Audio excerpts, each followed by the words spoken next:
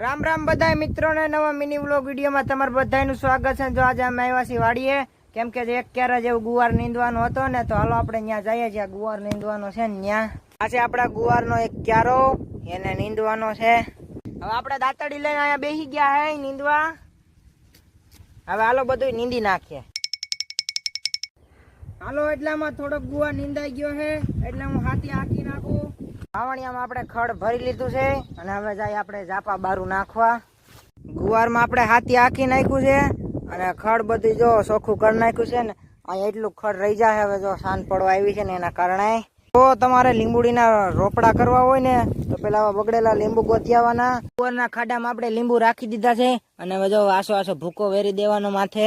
કુંવર જો પોસું હોય ને તો ગાય ગા રોપડા થઈ જાય। જો શાકભાજી વાવેલા હે, તો અહીંયા આપણે ભીંડો વાવેલો છે, આ તુરિયાનો કે ગલકાનો વેલો છે, અને આ છે સોરી, આ છે